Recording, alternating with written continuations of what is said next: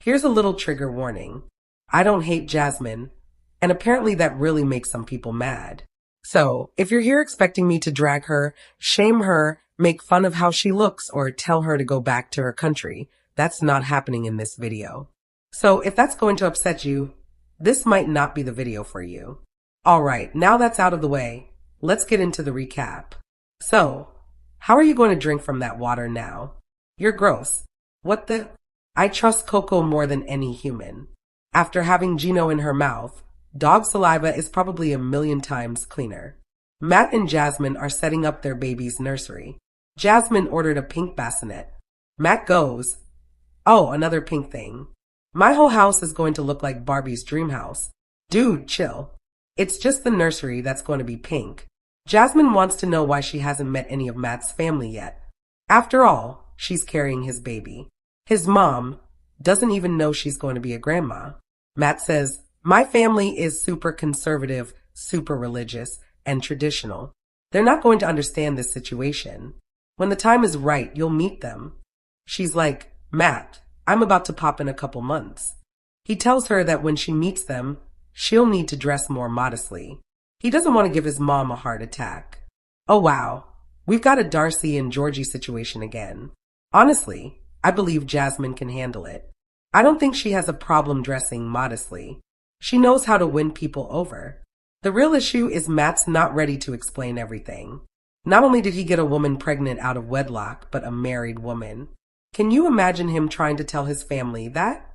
He needs time to figure out how to break the news.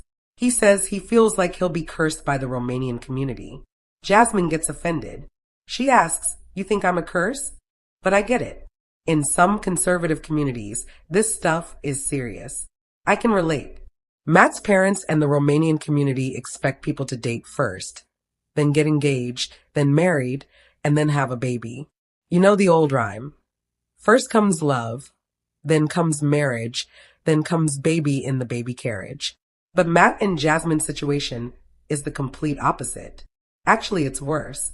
Matt was in an open marriage, something his family won't understand, and he got another man's wife pregnant, which was never supposed to happen.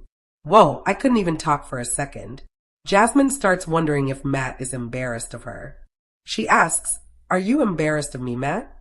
He says, "No, I just need time to figure it out. Plus, my mom talks about Jesus 24/7, and your family in Panama doesn't know about me either." She says, "But my American family knows you. Donna, Michelle, even Gino knows about you." Matt says, "Okay, fine. You can meet my Romanian friend, David." She agrees. He's a good friend of Matt's, known him for 20 years. So they're going to dinner with him. There you go. She's meeting one of his friends. Jasmine understands Matt is scared to introduce her to his family, but the baby is coming soon. She's already 6 months pregnant. She's 6 months. Let's do the math. That means only 3 months left. And his family still doesn't know.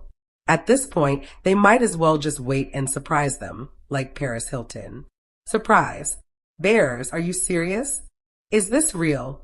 Yeah, it's my son. It's probably from all the hot dog buns she eats with her coffee every morning. Meanwhile, Matt is struggling to pull her pants up. A painting falls down in the background. Total chaos. And soon, they'll have a screaming baby added to the chaos. They're going to need those special headphones, the ones that don't cover your ears, so you can still hear the baby crying or your partner yelling, "Help me with these pants, man," while also listening to your favorite YouTube reality recap. Preferably mine. Moi. This video is sponsored by Raycon, and I have to tell you about their new headphones. Please listen up.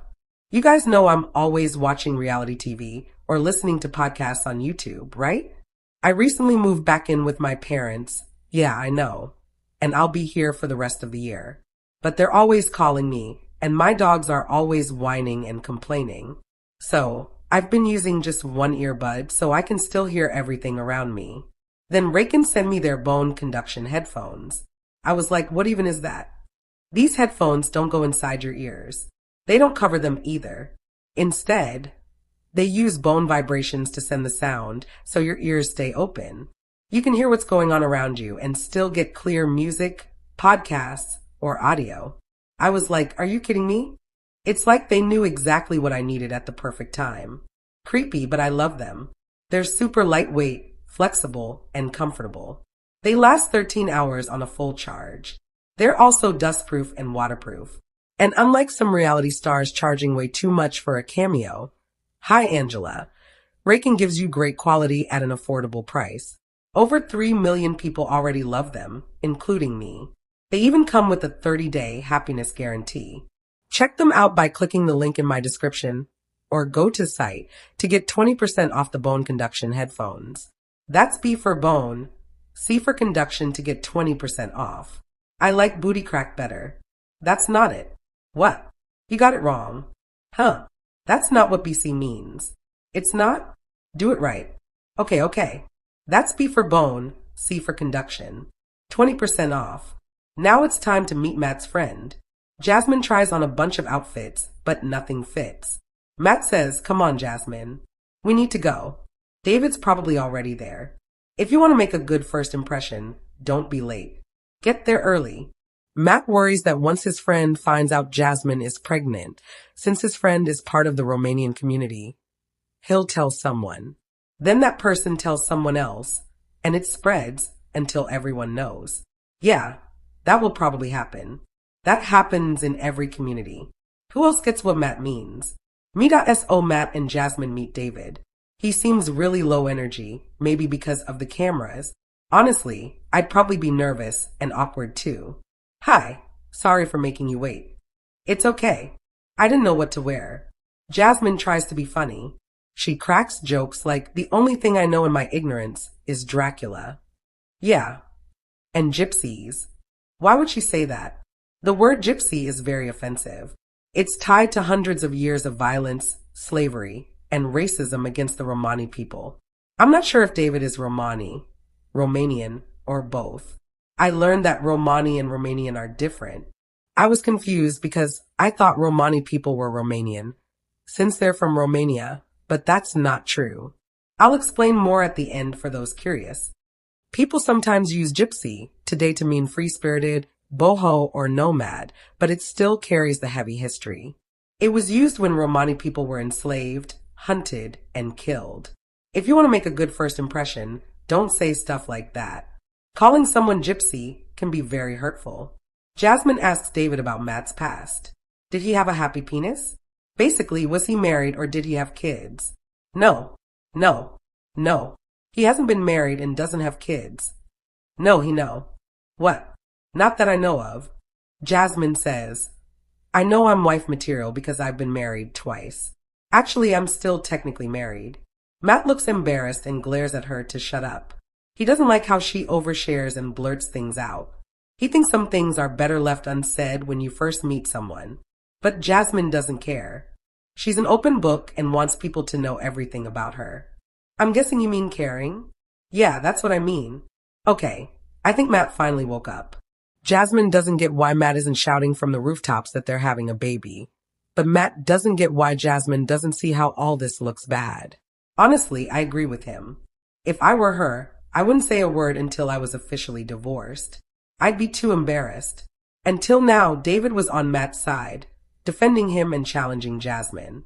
Like, don't you see how this looks? Don't you get Matt's point? But things change after Jasmine excuses herself to go to the bathroom in tears. I think she got upset because David wasn't siding with her. He was defending Matt. She cries quietly, not loudly or annoyingly, just a soft whimper like, I have to go to the bathroom. She leaves. When she comes back, she's serious. That's when things start to shift. Jasmine talks seriously about the baby, their situation, and how they'll move forward. Meanwhile, Matt keeps making jokes. My beautiful roommate who hates me. Stupid jokes. I'm not your roommate. This is my beautiful girlfriend who hates me. Did you understand this kind of stupidity? In a few months, we're going to have a baby. You shouldn't joke when someone's upset. Exactly. Jasmine knows how to say the right things to convince people or make them like her. I don't think Matt is a bad guy, but he's immature and maybe not the sharpest. He's way in over his head with this situation. Jasmine is scared because she doesn't know what will happen when she divorces Gino. Will she get deported? Being deported while pregnant is a big deal. If not for the baby, She could just go back to her country and be with family. But the baby changes everything. Side note, I don't know when this started, but what's going on with IC lately is terrifying. It's awful. I'm just glad Jasmine didn't get kidnapped by them and put in a detention center while pregnant. The news stories are horrible. It's a bright, beautiful morning. Jasmine is anxious because Gino emailed her saying we need to talk. She calls him. Ring, ring, ring. No answer. He must be watching porn. Hello. Hi, Jasmine. I wrote a letter and want to read it to you. You could have emailed me the letter. You probably wouldn't read it anyway. Okay, here I go. Dear Jasmine, you treated me horribly every day. It's obvious you used me to get a green card. This was the biggest mistake of my life. Jasmine says, oh my God, let me finish. You stabbed me in the back. You used me and broke my heart. I invested so much in this relationship. Invested what? Tell me. You owe me all the money I sent you in Panama. $40,219.23 during the 3 years. You never sent me money. Let me finish. You owe me $10,000 for the wedding because it was a scam. I didn't want the wedding, you did. $1, $225 for the green card and K-1 process. $10,000 for the K-1 visa and $5,000 for a divorce lawyer. That totals $70,000. That's what you owe me, you scammer, you fraud. Gino, I didn't do anything illegal. We got married and it didn't work out. What do you want from me? No, Jasmine. You tricked me, you used me. Jasmine starts crying. She can't believe Gino would stoop so low. Gino, I'm carrying a baby and you're trying to stress me out and get me deported while I'm pregnant. Leave me alone. Jasmine, go back to Panama. I'll be happy because you're a hoe. Jasmine is a hoe. Jasmine says, wow, all the things I did for you, like sucking your cheesy toes, giving you endless golden showers. What kind of person are you?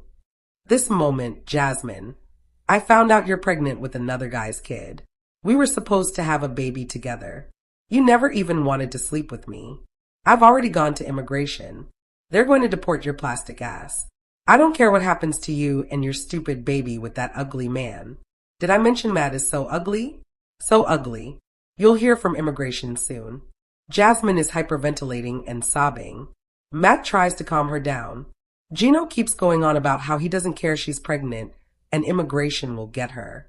Jasmine finally hangs up. I've already gone to immigration. You'll hear from them soon. He's so angry he can't control her anymore. He's so mad she's pregnant with another man's baby that he'll do anything to make her miserable and make sure she doesn't get what she wants. Yeah, that's what's going on. I wonder what's happening now. Are they divorced? Are they still going through a divorce? After that intense phone call with Gino, things didn't get any easier for Jasmine and Matt. The tension was thick in the air. Jasmine felt trapped, scared, and overwhelmed by everything happening at once. She was carrying a baby, worried about her future in the country, dealing with a messy relationship with Gino, and now trying to build something new with Matt, who wasn't exactly the calming presence she needed. Matt tried to be supportive, but honestly, he didn't know what he was doing either. He was like a kid trying to handle adult problems without a manual. Sometimes, his jokes felt like they were trying to cover his nervousness, but they just made Jasmine more frustrated. She needed him to be serious, and sometimes he just wasn't. One morning, Jasmine sat on the couch, staring at her phone, hesitating to call immigration or a lawyer for advice. Matt was pacing the room, obviously stressed. We can't keep avoiding this, Jasmine said quietly. I need to know what's going to happen. If Gino really has contacted immigration, I have to be ready. Matt nodded but stopped pacing. I know, Jasmine, but this whole thing is so complicated. I don't even know where to start. She looked at him, her eyes tired but determined. We start by getting help. We need a lawyer, someone who understands immigration and family law. If Gino is trying to scare me, we need to protect ourselves. Matt sighed. Okay, I'll help you find one. Jasmine smiled faintly. At least Matt was willing to try. But deep down, she wondered if it would be enough. A few days later, they met with an immigration lawyer. The lawyer listened carefully to Jasmine's story, taking notes. So the lawyer said, based on what you told me, Gino's accusations are pretty common in divorce cases involving green cards. But you have a right to fight deportation, especially since you're pregnant. The baby will be a U.S. citizen by birth. That gives you some protection. Jasmine felt a small relief. So, I'm not just going to get kicked out? Not unless there's clear evidence of fraud. But even then, the process is long and complicated. We'll work on building your case and making sure you stay safe. Matt looked at Jasmine, hope in his eyes. See, we've got a chance. Jasmine nodded, holding back tears. It was a small win, but a win nonetheless. While they worked on the legal side, Matt tried to be more serious. He stopped joking around so much and tried to listen more. Jasmine appreciated that, but there was still so much uncertainty hanging over them. One afternoon, David called Matt. Hey man, I heard about Gino's threats. You guys okay? Matt sighed. Not really. It's a mess. Jasmine's scared and honestly, I don't know how to help. David paused. If you want, I can come over. Maybe I can help somehow. Matt was grateful. Yeah, that'd be good. When David arrived, he sat down with both of them. He wasn't as low energy this time. He seemed more focused. Look, David said. I get how hard this is. The whole community can be small and judgmental. Secrets don't stay secret long. But you two need to stick together. Trust each other. And be smart about what you share. Jasmine nodded. I want to believe that. But Gino's making it hard. David looked serious. People like Gino, they don't care about the truth. They just want to hurt. You have to be stronger than that. Matt looked at David. Thanks, man. That means a lot. The three of them talked for a while, planning how to deal with the situation. They agreed to keep things private, only tell a few trusted people, and focus on protecting Jasmine and the baby. Meanwhile, Jasmine was still dealing with emotional ups and downs. She felt guilty about the divorce, scared about the future, and exhausted by the drama. One evening, Matt found her sitting on the porch, tears running down her face. He sat beside her quietly. Jasmine, I'm sorry for everything. I know I mess up a lot, but I want to be here for you. For you and the baby. She wiped her tears. I don't know what's going to happen, Matt. I'm scared. What if I lose everything? You won't lose me, he said firmly. We'll figure this out. Together. For the first time, Jasmine smiled. Maybe things weren't perfect, but she wasn't alone. As the weeks passed, they faced more challenges. Gino kept sending angry messages, trying to intimidate Jasmine. Sometimes she got calls from unknown numbers, and she wondered if it was immigration or Gino's people. The stress started to wear on both of them. Jasmine's doctor warned her to take care of herself for the baby's sake. You need to rest, the doctor said. Stress can harm you and the baby. Jasmine tried, but it was hard to relax when her phone buzzed every few minutes with bad news. Matt tried to help by cooking meals, cleaning, and keeping the house quiet. He wasn't perfect, but he was learning. One day, Jasmine got a call from immigration. Her heart raced. She answered, trying to stay calm. Ms. Jasmine, we are reviewing your case. You will need to attend a hearing next month. Please prepare all your documents. Jasmine hung up, shaking. Matt held her. We'll get through this, he said. The hearing day arrived. Jasmine, Matt, and their lawyer went to court. The room was intimidating, filled with officials and paperwork. The lawyer spoke for Jasmine, explaining the situation and her rights. Gino tried to argue his case, but the judge seemed to see through his threats. After hours of waiting, the judge gave a decision. Jasmine was allowed to stay in the country during the pregnancy and divorce process. Relief washed over them. It wasn't over, but they had a chance. As time went on, Jasmine's belly grew, and so did the tension with Gino, but also the hope for a better future. Matt and Jasmine started planning for the baby, looking at nurseries, picking names, and dreaming of a new beginning. David stayed in touch, sometimes checking in and offering support. One evening, Matt said, despite all this crazy stuff, I think we're going to be okay. Jasmine smiled, resting her head on his shoulder. Yeah, we'll be okay. The weeks after the court hearing felt like a strange kind of calm. Jasmine was still nervous every day, but at least she wasn't living in constant fear of being deported.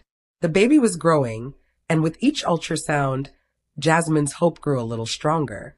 Matt was trying to step up more. He still cracked jokes sometimes. Old habits die hard, but now he made a serious effort to be there for Jasmine in the way she really needed. Like helping with doctor's appointments, making sure she ate well, and just being quiet when she needed to rest. One evening, Matt surprised Jasmine with a small baby shower, inviting a few close friends who were trustworthy and kind. The room was cozy, filled with soft pink and blue decorations. Jasmine smiled as she watched the people who genuinely cared for her and the baby. For a moment, the world outside the room seemed less scary. David was there too, bringing his own awkward but sincere good wishes. "You're going to be a good mom," he said quietly to Jasmine. "Thanks, David," she replied, touched. "I hope so." But even in this small bubble of happiness, Jasmine's worries didn't disappear. Gino was still a dark cloud in the background. His messages hadn't stopped. Sometimes they came at night, disturbing her sleep. One morning, Jasmine woke up to find a text from Gino that made her stomach drop. "I'm watching you. You can't hide." Matt read it over her shoulder, his face hardening. "This is getting serious. We need to report this to the police." Jasmine shook her head. "No, it will only make things worse. He'll get more angry." David agreed with Matt. "You can't live in fear like this. We have to do something."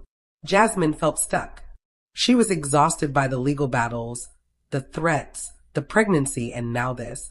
She just wanted peace. Matt put his arm around her. "Whatever you decide, I'm here. You're not alone." Days passed.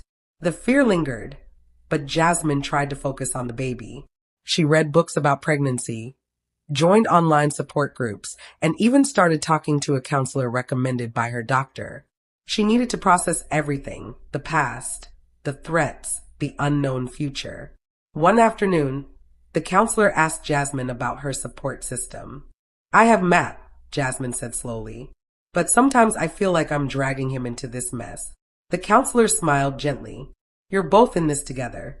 And sometimes, the best support is just being there for each other." Jasmine thought about that. Matt wasn't perfect, but he was trying. That was something. Around this time, Matt also made a bold decision. He wanted to help Jasmine secure their future by getting a stable job. Up until now, he'd been drifting between odd jobs and feeling overwhelmed. But now he started applying seriously. One morning, he came home with good news. "I got a job at a local warehouse. It's not glamorous, but it's steady." Jasmine hugged him.